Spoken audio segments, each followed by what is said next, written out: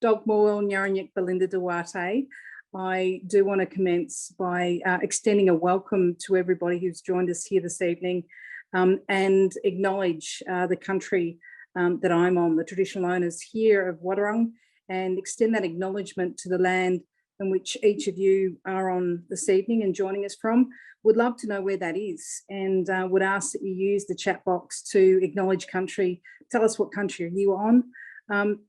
I am the proud CEO of Culture is Life, and Culture is Life is an Aboriginal-led not-for-profit organisation that's been established really to ensure that our young people thrive and the broader Australian community invested in, what is one of the most inspiring cultures and the oldest living culture in the world. And in undertaking that venture, what we really committed to this evening is ensuring that our settings that our young people are living in, both First Nations young people and non-Aboriginal young people, and the schooling communities, the education community, are really aware and informed about what that means from a First Nations perspective on the history of the oldest living culture in the world. Welcome to the webinar, Teaching the Australian Wars and First Nations Knowledges and Perspectives. On behalf of Culture is Life, we are really excited by this partnership that we have with Blackfella Films, our very one and only here in Rachel Perkins and SBS, to provide this webinar. And we're excited by, I guess, what the opportunities are in learning and working with the resources we've produced in this partnership. The webinar itself is really about supporting educators and the workforce that are involved in the education system, and ways to really look at creating culturally safe environments for our young people, embedding First Nations content and values respectfully into the curriculum, really looking at how we can increase awareness, obviously, and better understanding of our nation's history and what that means for us collectively as Australians, and really what that does from a First Nations perspective. This has been co-designed, the education resources that we've produced, the training and tools that will focus on the very recently released Australian Wars documentary series. We're hoping that this really gives people a greater context on why this improves wellness for all Australians, to know the truth of the nation's history, and ensure that that understanding is carried through in a way in which makes us better collectively as a nation. Towards the end, there'll be a Q&A session, so I do encourage you to take the time to put down your questions up in the chat box that we'll pick up later with Shelley Ware. They'll be conducting that session post. But enjoy this evening. We're really excited to have you here. Thank you for taking time out, and enjoy the opening of the trailer for the Australian Wars.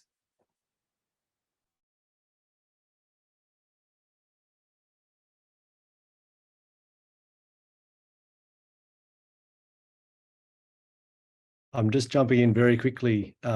Belinda, thank you so much for the introduction. The chat, everyone, there's a few people commenting that we can see the chat is disabled. So technically we're going to fix that throughout the webinar. Right now, the chat isn't seen by everybody attending, but we will have that fixed by the end. We'd love you to keep filling out that poll if you're interested in the meantime. And we are going to play the trailer now. Really important to acknowledge the content, both of the trailer and of this webinar. Will contain elements, I suppose, that we need to consider our own safety. So please, everybody, look after yourselves and feel free to reach out through the chat to any of us, and we'll be able to respond directly to any concerns you might have. Thanks, everyone. We'll play the trailer now. They say that history is written by the victors. But it doesn't mean the other side of the story is forgotten.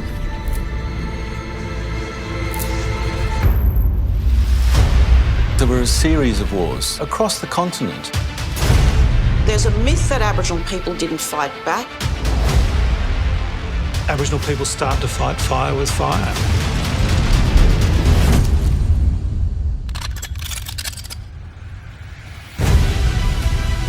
They were under attack all the time, and yet they went on. They're our heroes. This story deserves to be remembered. The Australian Wars starts Wednesday, 21st of September on SBS and NITV. My name's Rachel. I'm here in Aranda country, my people's country. It's very nice. And we've got a thunderstorm happening. I just really wanted to, I suppose, express my sincere thanks to all of you for taking your own personal time to be with us today. This is our very first webinar. So, you know, be patient with us as we work our way through it. And this project took 5 years in the making.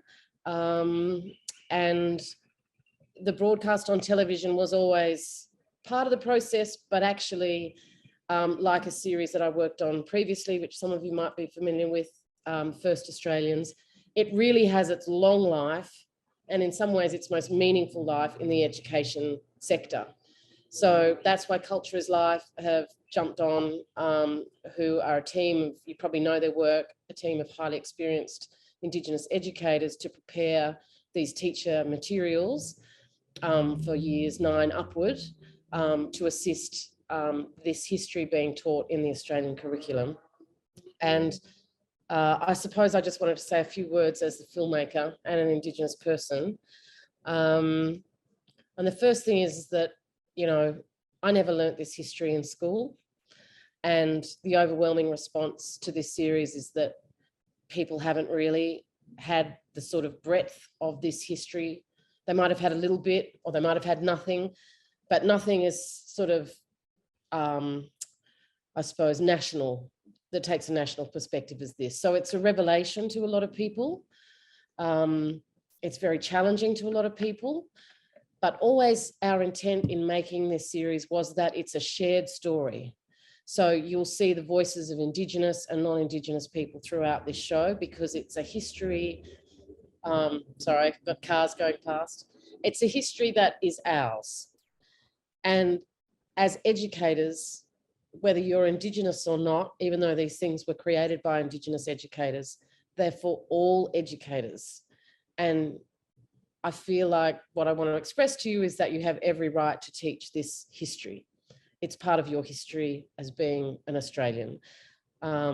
So I asked the team to put together this little pre-poll to give me an understanding and the team an understanding of where you're at with it. So whether you've seen the series or any episodes of it, maybe how it made you feel, whether you learnt yourself as part of either your education or as your teacher education about Frontier War history. And then also a question about cultural safety, because we talk a lot about cultural safety, but for someone like me, I was like, well, what does that mean? So a lot of the workshop's going to talk about cultural safety, because we want this to be a resource that is safe for all children or all young people to be able to discuss in a safe environment. So that's really all I have to say. I'm really looking forward to the experts taking over and talking to you about these resources, but I'm going to be around for the Q&A afterwards and would love to hear your thoughts and comments about it. And just again, really thank you for giving up your personal time to be here with us to talk about this series. And now I'm going to hand over to my colleague, Shelley. Sorry. Not to worry. Thank you, Rachel. It's great to have you here with us as a filmmaker, and I'm sure everyone is excited about asking you some questions. We have got the chat enabled now, so you can head to the chat, and if we can keep the questions just in the Q&A about anything that you would like to ask about the series, the education resources, we'll get to those at the end. We're hoping to have a big Q&A and get to making sure that you feel really comfortable about teaching this series and creating a culturally safe space within your classroom and school. So if I could have my Ready Mr. Music over, thank you. So we're working with the national framework, and a lot of the frameworks within your school, within your state, it's really important to have a look at those frameworks about protecting Aboriginal and Torres Strait Islander children in your classroom, of course, as well as non-Aboriginal children.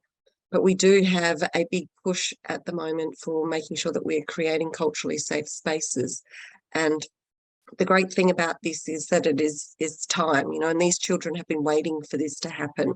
So we're really excited that you're here today and that you're wanting to make these spaces great and getting these resources into your classroom. As a team, we're really proud of them. We've got majority of Aboriginal and Torres Strait Islander children actually live in really safe homes, and we do have children that aren't. And as a teacher with experience, I can tell you that whenever I've worked in schools and I've mentioned a story about an Aboriginal child, and it can be a very similar story to a non-Aboriginal child, the very first thing people say to me is, let's call child services, without actually breaking down the whys and having a look and really delving into supporting that child or creating, a place where their story is heard and that support.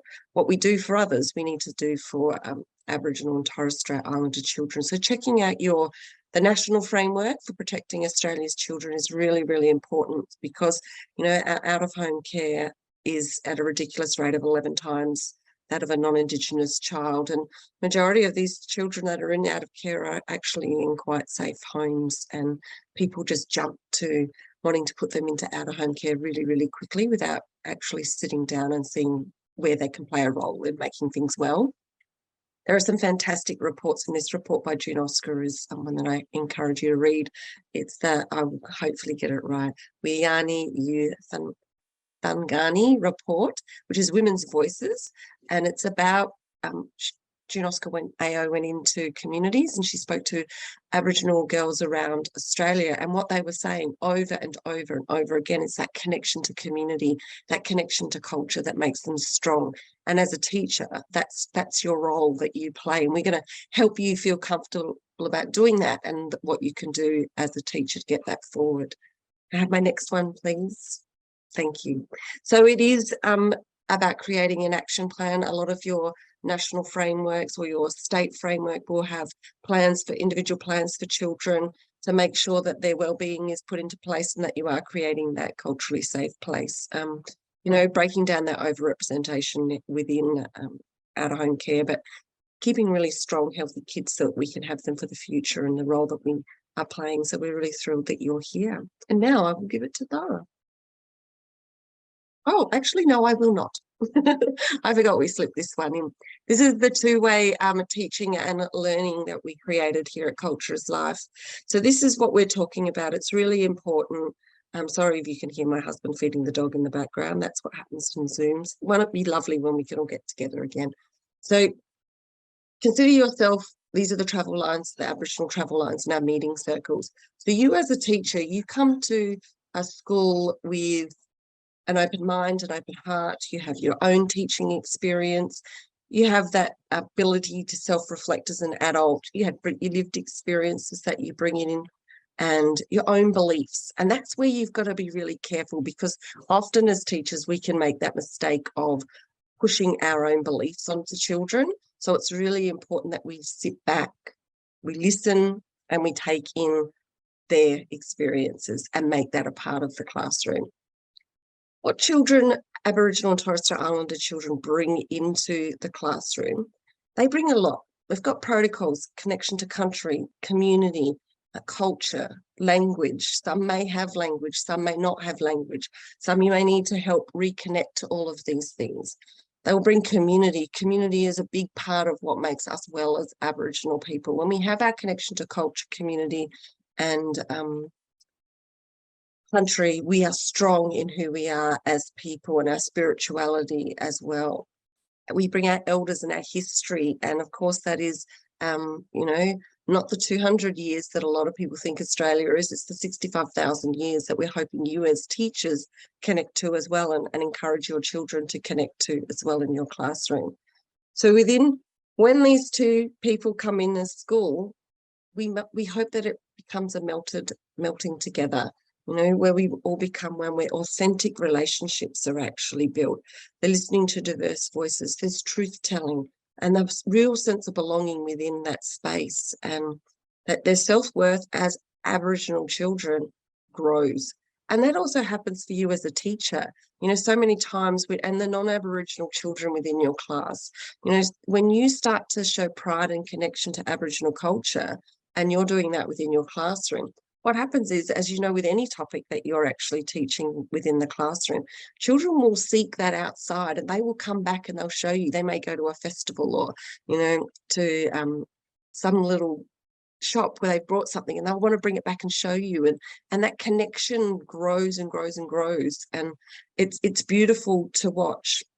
A lot of time that things that happen with Aboriginal and Torres Strait Islander children, which is my lived experience and is currently my son's lived experience, is people have lower expectations of us. So we're wanting you to heighten your expectations of us. We will rise to that occasion, and you know, it's that cultural exchange and them seeing themselves in your classroom, which is what, you know, it makes it all beautiful, and bringing in those elders in those communities and that high engagement. And what comes from that, and that two-way teaching and learning where you're giving to each other, is that you as a teacher, you are able to, what you've learned, you're able to inform policy and process with community involvement. You're listening to stories and you're making them a part of your school. And, you know, it's that that learning environment is just so rich, and you play a shared role within these children's lives. And it's, you know, these informed and respectful relationships, they're just so beautiful to see, because the children feel connected to you. And Aboriginal people, we're lifers. Once we connect, you know, we have that respect and that connection for life, and it gives you a real sense of accountability. But that education success is the hugest part of it, and you become quite reflective in the way that you are as a person. But importantly, what it does for the child that leaves your space, for Aboriginal children specifically, but also this happens very naturally with non-Aboriginal children in your space as well. They feel culturally empowered. They have a really strong sense of who they are as a person. They feel culturally safe, that you've created a space for them to be able to learn and to flourish in. And they leave your space with strength and connection to culture and community and country, and a real pride in who they are, and it's a sense of the whole community growing together. So that's what we're wanting for you to create, this space of this two-way teaching and learning.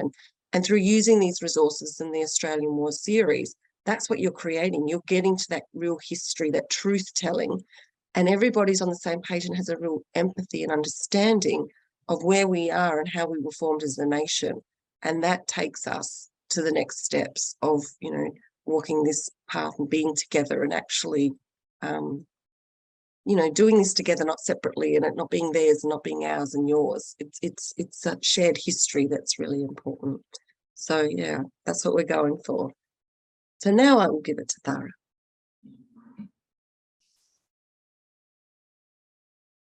Thank you, Shao, and hello, everyone. I'm not Rachel Perkins. I am Thara Brown. I'm a proud Koori woman, my grandmother's country, from Bangarang country, Yorta Yorta Nation, on the Murray River. So yeah, thanks for everyone for joining. Loving seeing where all you mob are from in the chat, and seeing some Arnies in the space too. So yeah, shout out to any First Nations mob in here, and for you all for coming. I am going to attempt to talk about a huge topic, which is cultural safety, and refer to our teaching Indigenous knowledges and perspectives in the curriculum guide, and how that relates to setting the foundations to be able to safely deliver content such as the Australian Wars. So yeah, acknowledging that there's some incredible teachers who have done an amazing work in this space already. But I think this is a big question, and we talk about this concept, cultural safety, we're a safe school, we're a safe workplace, but what does it actually mean? And did some research on this for myself, and not to bore you all reading off the screen, but I think this definition is really strong. So I am going to read it. An environment that is safe for people, where there is no assault, challenge, or denial of their identity, of who they are and what they need. It is about shared respect, shared meaning, shared knowledge and experience of learning, living, and working together with dignity and truly listening. So cultural safety isn't just about First Nations people. So what's really important to remember is that hopefully we join the education system because we're teachers and we care about the young people that we're working with, as well as the staff and the environment and the people that, you know, the school community interacts with around us. So we are all from cultures. We are all part of a culture in this country. So I think it's a good reminder to remember our responsibility to keep all people safe and included and empowered when we're having conversations. So that is a general cultural safety definition from Williams 2008 there. And then from a First Nations perspective, I always quote this, but Uncle Tom Kama said, the maturity of a nation is like reflected by the way their First Peoples are treated in any country. So when we talk about First Peoples first, there's a reason. We need to get this, you know, cultural safety and inclusive and respect piece right for our First Nations people, because then it will reflect every migrant that comes to this beautiful country. So from a First Nations perspective, when we're thinking about our young Aboriginal and Torres Strait Islander students, staff and community that we might have around our schools, the cultural safety is about building cultural connections and relationships based on a mutual trust and respect. Evidenced within Indigenous cultures and social systems and stories. So it's inclusive of languages, family kinships, protocols and obligations.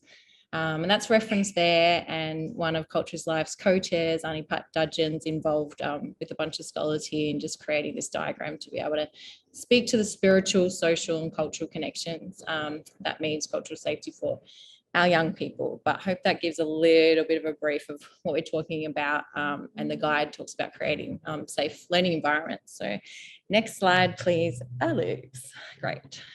This is the guide. It's free to access. We're really, really proud of our collective work. All First Nations teachers have put their, you know, collective knowledge into this, and it's free to access on Cultures Life's website. If you haven't gone there already, please do so. But yeah, Teaching First Nations Knowledges and Perspectives guides there sort of speaks for itself, but I'm going to quickly sort of run through 7 steps that, yeah, a collective of us came to. If you go to the next slide, please, Alex. Something when we all sat around and talked about what can we gift and how can we strengthen the incredible work that you all do as teachers. And I say that because I was one and I know how hard you all work and still connected with schools today, is having a check-in for ourselves. So Annie Bin, as our incredible leader in her leadership as CEO, always talks about honouring and acknowledging your own ancestral story. So as a teacher, there can be this, you know, thing that I am the teacher, therefore I am the knowledge holder and I am going to share this with my students. But unfortunately, that's not the case in this country when we talk about being able to share First Nations knowledges and perspectives, not culture, which is a whole nother webinar series. We can't necessarily teach culture, even as an Aboriginal woman. I only, you know, can know my own and share my own, but we can teach perspectives and we can bring in more perspectives into the classroom. So the first step in this guide is really asking you to reflect on your own story and be vulnerable with your students. It's not necessarily your fault if you feel uncomfortable teaching these perspectives, because it's a systemic result. You've gone through an education system that's, you know, very British focused in this country, or haven't had the societal interaction with Aboriginal and Torres Strait Islander people in this country, or wherever you are on that spectrum. It's just about checking in with you and being honest with that. So that's the first step. The second step, Alex, he's jumping me already. All right, I'll go quick. No, is effective preparation of materials. So this is best practice. We learned this at uni, and you wouldn't put on a film clip that you haven't watched, or, you know, a YouTube clip or whatnot. But it's about, really, we encourage you to watch the whole series of the Australian Wars, even if Shell's going to touch on the detail of the resources in a moment. But even if you only show the clips that are on SBS Learn, which are created to, you know, be able to have shorter length experience of what the series has to offer, we highly recommend you watch them. Really think about the questions you're asking your young people and think about your own experiences. Always say we learn from the heart. So the more a teacher can really share their lived experience, I think the more our young people will connect. So that's my summary of that, and I won't read what's on the screen. So we'll go to the third one. Understanding protocol. So protocol exists as standards of behaviour, and there's cultural protocols, so customs, laws, codes of behaviour. There's a lot of different resources where this really becomes a bit more prominent when we're talking about the Australian wars and sharing our shared history. Maybe it's more about, you know, understanding the places that you're talking about, connecting with, you know, those local stories. And yeah, just understanding the young people in your classroom, really. So we put a content warning, for example, at the beginning of this webinar. There may be some young Aboriginal and Torres Strait Islander students in your classroom who will not feel comfortable, or it's their cultural protocol not to watch, you know, see photos of images of people who are deceased. So that's a common protocol. So know your students, know who you're talking about, and yeah, refer to local protocol, really. Thank you. This is understanding First Nations connection to country and to kinships. This is a great diagram here. I won't spend too much time on it. It's in the guide, but it looks at all these beautiful connections that we have as Aboriginal people and non-Indigenous people. But this is about Aboriginal child's cultural connections as well.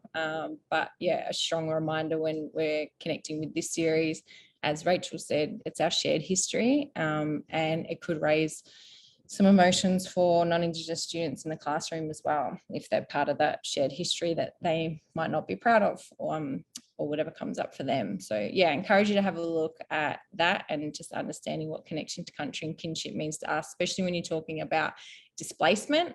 We've seen it happen in the classroom when it's like, you know, either there's an expectation for the young people to know their country when they've been displaced with it, or no details. So yeah, just get to know the people that you're dealing with in the classroom, really.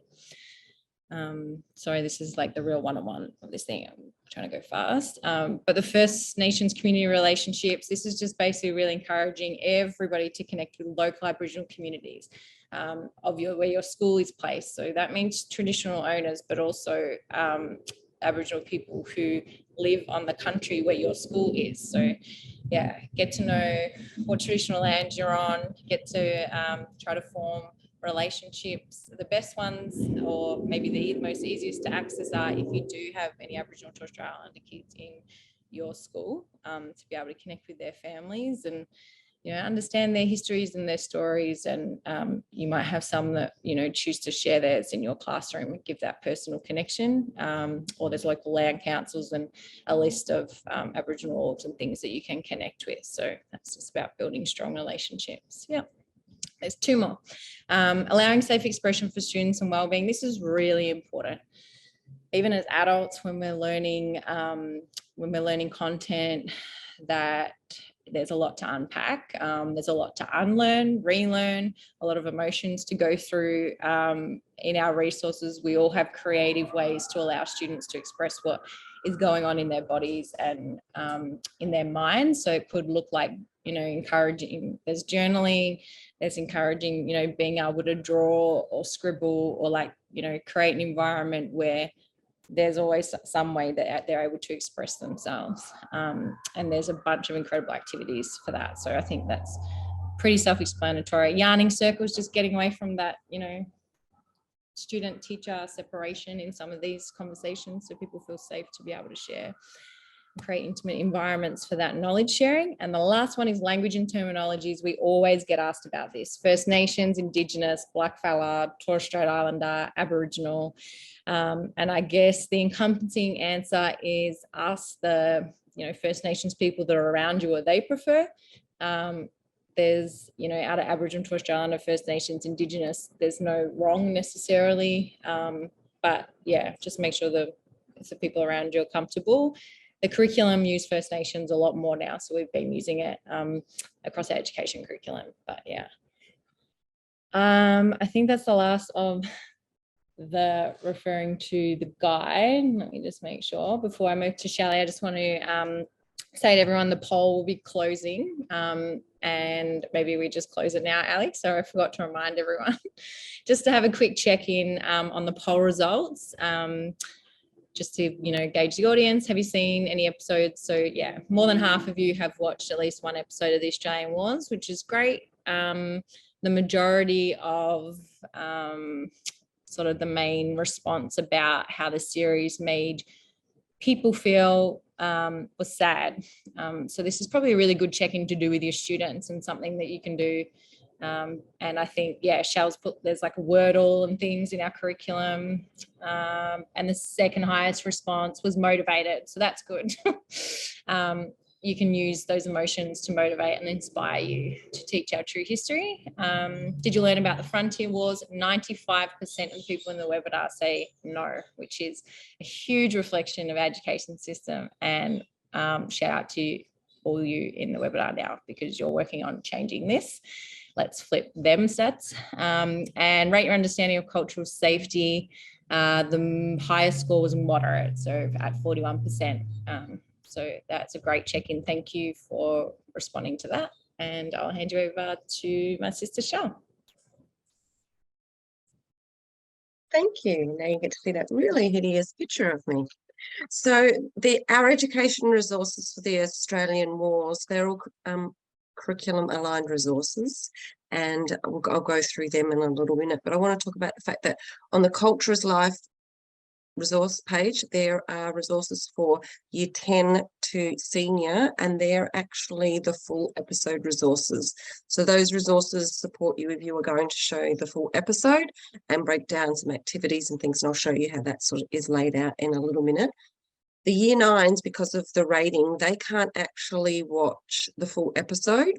So you'll need to do year 9, you'll need to go to SBS Learn, and for year 9, 10 and 11 and 12, you can watch 3-minute clips. So there are 3-minute clips, so 3 minutes from every episode, and there are some questions and some activities that relate to all of the year levels there on the SBS Learn website.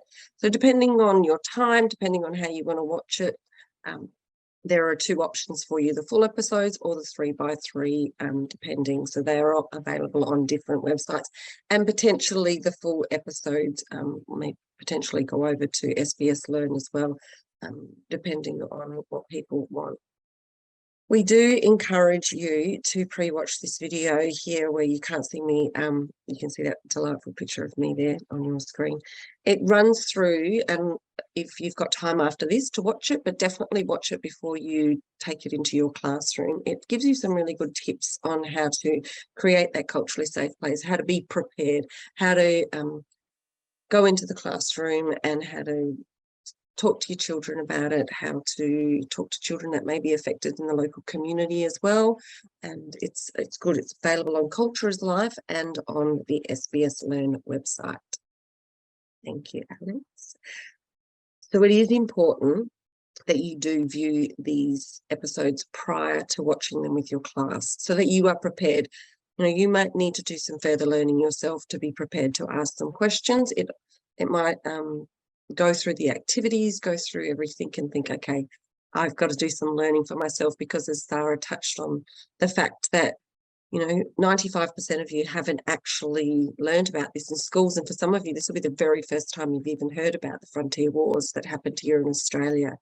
And so we really encourage you to actually encourage your students, but yourself, for some self-education, because we had that. I mean, it was government policy. It wasn't in our curriculum. And then there's, for a really long time, as teachers, it's been available in the curriculum, but it's been free choice if you wanted to teach it or if you didn't want to teach it. And now we've got the curriculum where you have to teach it, where you have to do certain parts. And this is actually fantastic, but what it means is that a lot of teachers are feeling quite unprepared. So self-education is going to be your biggest friend, and what you're doing here today is absolutely fantastic. So we do recommend a connection to your local community is huge, not just for this series, but for everything that you're doing and the way that you're working within Aboriginal histories and cultures within your school. Connect with your local Aboriginal Land Council or your Aboriginal organisations. There'll be families within your school that you connect with, respected Aboriginal community members that you can connect with. There will be elders. That'd be wonderful if you do that as well. And make them a part of your school and connect to that local history is really, really important. And Thara's going to talk about some exciting work that you can do with that as well. And that's threaded throughout the resources, the Australian Wars resources, on how important knowing your local history is especially for this series, but also knowing the history of the whole of Australia. We do encourage that you send a letter home to the parents and caregivers of your students so that you're informing them that they're watching this series. They may like to go and watch, send them the link. They may like to go and watch the series themselves so that they can sit down and have conversations. I mean, one of the worst things that happened to me at school was we watched one video.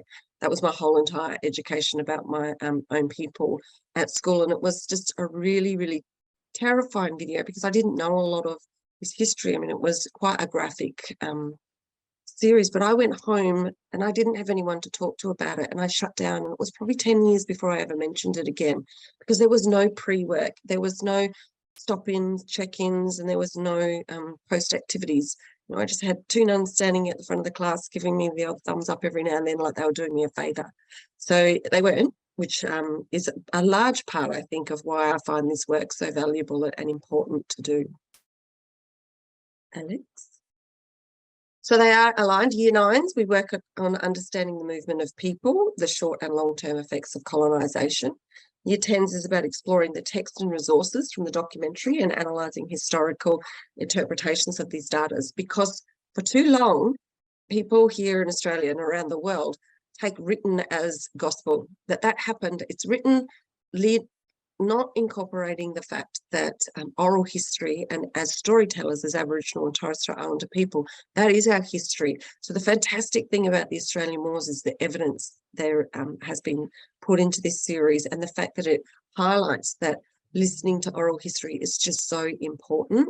And that's what you want to encourage with your children. You want them to be challenging these resources and these texts. And that's what is so fantastic about what it's doing in the year 10. And it does it in the year 11 and year 12 as well, where in year 11 and 12, you'll explore a bit more of the British imperialism and the Industrial Revolution and how that impacted colonisation and Aboriginal and Torres Strait Islander people's fight against colonisation. Too many people think that we just stood there and let it happen, but when you watch this series, you see that it was a war. It was a real war that Aboriginal people really fought for their country and the importance of it. And you're looking at the impacts in year 11 and 12 of then and now, and that's also happens throughout the year 9 and year 10 as well. Alex? So what happens is you'll go in there, there's tuning in activities, there's little things that you can do along the way to do check-ins. There's a whole series of those, and there's a beautiful presentation slide that Sophia from our design team, who has just done a brilliant job of making that usable for you to have in the classroom, and you'll find them on the website. So they can go up on a screen ready to go, and you can work through them with your class. So none of this, I've got some resources and then I have to make a presentation slide. Sophia's done a fantastic job of that. So what happens then is you have, this is an example of some discussion questions. So on episode 1 is about the war memorials and truth telling, and there's more to it. Rachel has done an absolutely magnificent job of capturing a lot of what has happened in Australia, but the work that we're encouraging you to do is find out what happens within your local community as well, because of course she couldn't cover absolutely everything. She did a pretty good job of doing it, but making sure that you understand what's going on there. And then we've got these activities, and a lot of it is about reflection and writing in your journals. I don't know about you as a teacher, or I've got a child in year 10 who's dying of death by PowerPoint. And so I didn't put PowerPoint in at all because I'm tired of watching him die of death by PowerPoint. But lots of things, 1 minute speech is about your thoughts, putting in our warriors like Pemulwuy is in this series, and asking the questions and looking at primary and secondary resources where, why don't we know about these warriors? Why are these people not in our history books? So making all these challenges it's pretty special. Alex? And in the senior resources, we look at, the fact that Governor Arthur wrote 17 volumes of journals coded with 7578, the code for war, but nowhere do we have people talk about this actual period of colonisation as a war. It's not in our books, it's not in our history books, it's just brushed over. So that's what the importance of all of this is about. And what does it tell you of? That's a question you ask your children. What does it tell you about the significance of the frontier wars? Clearly, these people saw it as a war. He's got 17 journals and a special code especially for it. So we have these resources that they can access online, and it's pretty special. And martial law, a lot of people don't know about martial law and the ramifications of martial law, and how changing that law to make, asking them, how does it turn Aboriginal people into invaders of their own land? When the Europeans came here, they actually said that they were British subjects, but then we've changed our mind because they didn't want to see the murders as murder anymore. It was like they were doing their duty and making Aboriginal people invaders. So there's all these things, and it's questioning statues that are existing and looking at statues that have been removed, and that people are looking at our history and going, hang on a minute, we've got to do something about this. Alex? And in Year 9, which you'll find on SBS Learn, and they have titled it Understanding the Frontier Wars. Have a look at this resource. It's a fantastic resource. It's got a downloaded PDF that you can download straight away. You can view the resources. The 3-minute by 3-minute clips are there. So they're really user-friendly, and really encourage you to look at those resources and sign up to SBS Learn as well. So talking to traditional owners, and this is a really great one about oral history, and Cliff Harrigan actually says, I'd rather believe my father than what's written in a book. And that's how we feel, because history is written by the victors, and that's what we see over and over again. And that's why we don't see ourselves as Aboriginal people in books. But these things are changing. People are listening, and we can feel that change. And I know you can feel it. You're here today, and it's exciting that this is what's going into schools, and we're learning the truth of this. But looking at the Queensland Native Police, and that is just a really startling part of this episode 3, and how we look at that in Queensland and the effects of that in Western Australia. So having a really good look at how the war started to how the war ended, and the consequences of that, and today through these resources is pretty special to be a part of. But it's really exciting that this is going to be what children are learning in their classrooms with your help. Alex? And I will leave it to Barbara. So please check them out.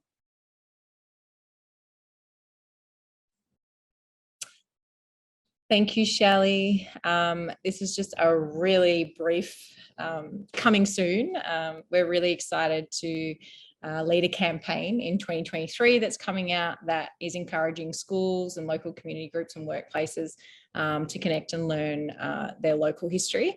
There'll be a campaign guide, and it will involve some screenings and ways that you can learn and uncover your local history, but also some beautiful examples like the ones in the series of how we can honour and commemorate them. So whether it's through art pieces or ceremonies, but just stay tuned for that. We're mapping it out and really excited to get it out around March 2023. So if you haven't subscribed to our emailing list or registered as a user on the education page, please do so, and we'll get that out soon.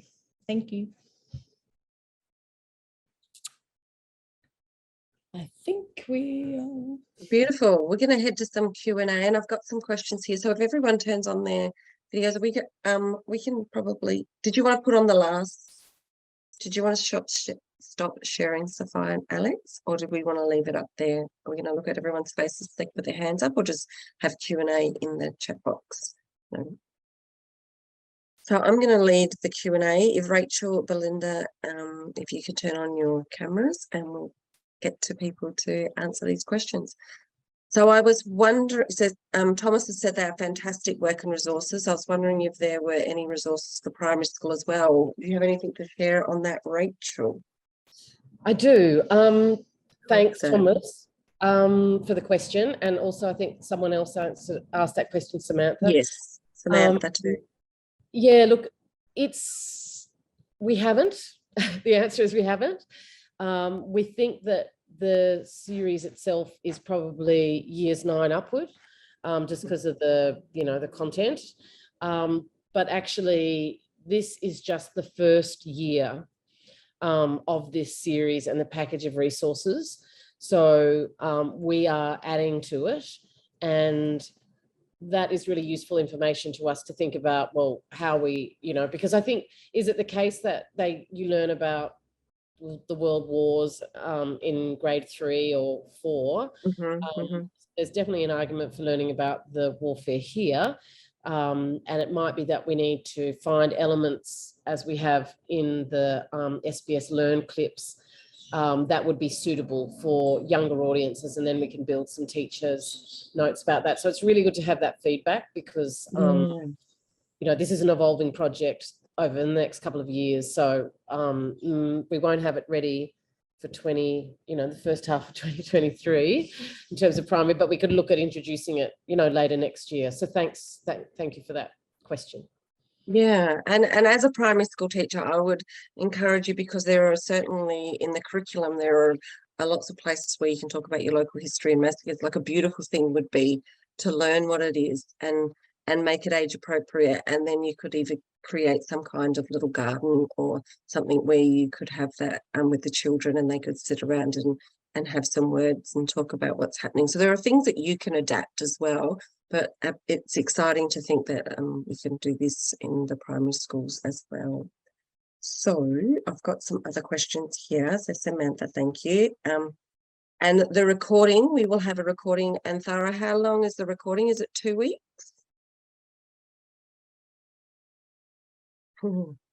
Sorry. Yeah, it should be available for a week or two maximum. Yeah. So that will be available to everyone so you can watch again. But also we will also be running these webinars again next year. So if people have missed, I've had some people text and say, what about my colleagues that have missed? So they can actually come on in the next series as well. So are we able to use the two-way learning, Sarah? The framework? Absolutely. I've talked to Sophia. She's going to email it to everyone. Please use it, share it with your staff, and talk about what you've learned here and utilised in there. And I've got a big one here that I have to move up and cover Rachel's face. So Stephanie has said, I've been a part of education for 40 years, teaching from Sejuna. Yay, Sejuna, that's where my mum was from. To Broome to Victoria. I've worked a lot with teachers in the past 15 years and know that anti-racism is such a big part of being able to teach this work. The work undertaken here in Victoria and also in WA over the last years is so surface. I wonder what we do to support teachers to be courageous enough to take the important work. Well, Stephanie, now it's law, so the courageousness that has to happen. So I wonder who will be working with the principals who need to lead this work and support teachers as a pushback occurs. Yep, there's a lot of work going on in the education department at the moment that is making sure that principals and teachers are getting some work done, but they're going to need to keep looking at and certainly getting some more support there for that. So thanks so much, she's saying, for doing all the work and the filming, Rachel. Also, I wonder how we will connect community, as this is such a difficult work, and many may not know of this work, may be some community online as well. This may have already been done. Thanks for the amazing work. Thank you, Stephanie. Yes, absolutely. We do a bang up job of promoting that on socials, and it would be great if you could share the socials and share these links, share it with go to all of your educators, share it on your socials. If you can share it within your school communities, often in school communities, you'll have networks. Share this information. That is just word of mouth and getting that out there. And SBS Learn have a fantastic connection with teachers as well, but signing up to Culture is Life, encouraging others to, signing up to SBS Learn, encouraging others to is really, really important. Did anyone else have anything to add to that as I was answering along? Yeah, I just wanted to jump in. Rachel and I were just having a conversation around the principles. So thank you to, I'm trying to see the name in there. Stephanie. It's Steffi. Thanks to Steffi for adding that in. That's really important. And we're talking about how the cultural safe environments and that conversation needs to happen from a principal level, and that it's a whole school priority. And one teacher could be doing amazing things in the classroom, but we can, negatively affect our young people if the whole school's not, demonstrating that kind of safety. So yeah, it's something that we'd love to focus on, and maybe it's a webinar series for principals. Absolutely. Definitely work on. So, but that cultural safety piece, I think, is the first step, getting those foundations right. Absolutely. And Lana is saying, I'm working with a group of like-minded people in the Upper Blue Mountains to show each episode with cultural safe yarns after. I contacted Blackfella Films who put me on to SBS as the distributor.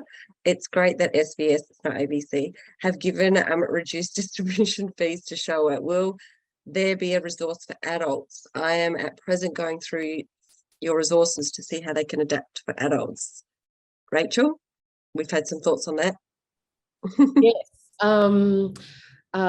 It is ABC who's distributing it, and I'm pleased. Oh, it is ABC. Yeah. SBS is just doing the broadcast, but my mistake. good. Yeah, that's good that they are doing it at a reduced rate. What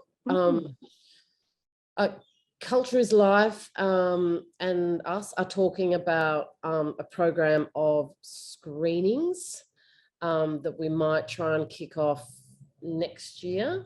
That would be for community groups, and we could send out the links and organise chats afterwards. I'm not, we might do materials to go with them probably, but we want to expand this conversation in the way that you're doing it, Lana. Like, we want it to go out into the community. So stay tuned for more information about that, so that you can organise your own screenings of the film, and there'll be different rates, like for small community groups, it'll be probably free, and then there'll be, rates for big, like, banks and corporates and stuff, and schools. So we'll have a whole suite of screening programs and materials, but not for a couple months. Right? Yeah, I'm just unpacking how the screening is under the Heal Our History campaign too. So keep an eye out for that. So there's some actions to follow the screenings that encourage. Yeah, beautiful. Lana said thank you very much for your work. Erin, so we've got a few questions. I'm going to stick to the Australian Wars questions if we don't mind, so we get those answered, and then I'll head to the other little bits of questions. So how do we get educators best? This is from Gail. How do we, as educators, best approach local elders, gathering places and land councils about sharing frontier war information and stories? I'm thinking about sorry business and intergenerational trauma. So what are some of the ways and things that you probably, Rachel, you'd be great because you've just done a whole series, and some of the ways in which you gathered that information would be fantastic to hear. Yeah, look, that is an excellent question. And because there's so many groups around Australia in so many different situations, there's not a one-size-fits-all answer to this question. I would suggest that the best thing to do is do your own research first. If you have time, I know that teachers are massively overcommitted, but there are local regional histories written, and to try and find a little bit about your own history first. It depends what state you're coming from. In Victoria, there's, there's the Victorian, Council of Traditional Owner Groups, is that right? Yes. Yeah. Land councils, yeah, the traditional owner groups. New South Wales, there's multiple land councils. In Queensland, it's a different situation. And I mean, land councils are a great first step, mostly. Sometimes they're not. So it is really, each situation is different. But do your schools have Aboriginal cultural, what do you call the Aboriginal teacher? We have like career education support officers in Victoria, and then equivalents in each state. Yeah, so I think that would be a way in, because obviously some Aboriginal organisations are just inundated constantly with requests, and so it's hard to keep up with that. But it looks like Belinda might have a comment because she's appeared there, so I'll put myself No, thank you. We're wrapping. Sorry, just to echo the support that's currently, there's comprehensive education structures across each state at different levels in, public sector, obviously private and Catholic sector. The elements is, where are the people in your structures that are doing great work, and if there's not direct access to look within that system to provide and inform you and guide you through that. So that's very place-based local, whether it's the local community or the system that assists that that school as a part of it. And as I said, it varies, whether it's the Aboriginal, Aboriginal education structure that is an Aboriginal-led structure versus employed Aboriginal staff and professionals within the system. I'm really mindful of time, and if you don't mind, Shell, I do want to say a couple of things before we wrap up the session. First of all, I guess, as a reminder to people, often there is a disconnect and a sense that this is our history, and there's often a separation to that history. Aboriginal people here today, First Nations people across this country, are descendants of that history. And that direct connection for us holds very deep hurt and trauma. And with that, I guess that there is also non-Aboriginal families that are connected to this story. This isn't about laying guilt, it's about healing history and being a fuller, more complete country and knowing it. So in acknowledging that history of all First Nations people online, I want to acknowledge the gifts that have been provided to us with Rachel's leadership and professionalism to bring to life and capture the beginnings of a narrative which has been brave enough to spearhead conversations that have been suppressed and minimised for generations, and that Cultures Life's ambition is always to work collectively with the voice of First Peoples experience, lived experience, historical experience, and the allyship of non-Aboriginal people, their skills and assets to actually lead and transform settings. Thank you for joining us tonight. And if you're inspired and want to do more, keep across our work. Please fill in the poll. Our hour's wrapped up, can you believe it? I've had a great time. The poll's up, post-poll poll. I don't think it, how do that? Post-poll poll.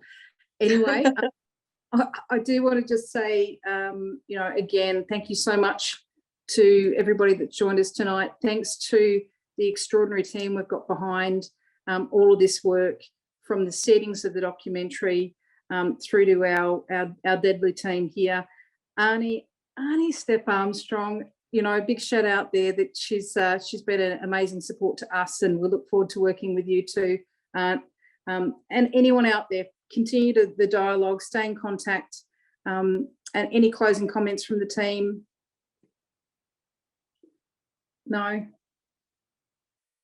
No, just thank you everyone for being here. It's really special, means a lot.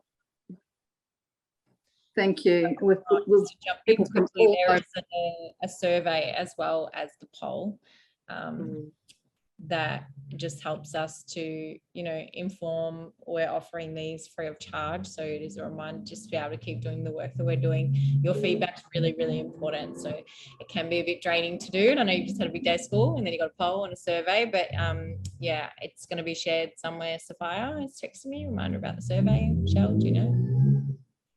It will be, I think, when it ends, you'll get it will appear automatically. It will appear automatically.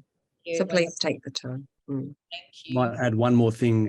David, Erin, Sarah, and a couple of other people who questions that we didn't answer will contact you after the webinar with some questions, with some answers to your questions. So thanks for putting them there.